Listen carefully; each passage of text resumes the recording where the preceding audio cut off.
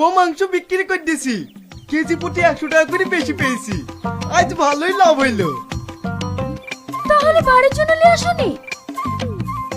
এই তো ক্লিয়ার পারা যায় না, ভালো করে দেখ বাড়ির লেগে কত কিলো এসছি।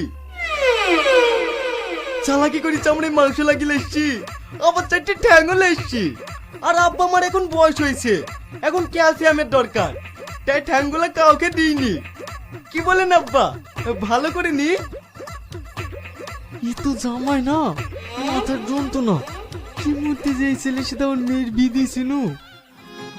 কি হইলো আব্বা, জামাইয়ের প্রশংসা করছেন না? হ্যাঁ, ঠিক করেছো। কি? চামড়ায় লেগে থাকা মাংস? ও মাংস আমরা খাবো না। খাবা না মানে? তোমাদের জন্য কত কষ্ট করে নিয়ে আসলাম, আর তোমরা খাবা না? এই তো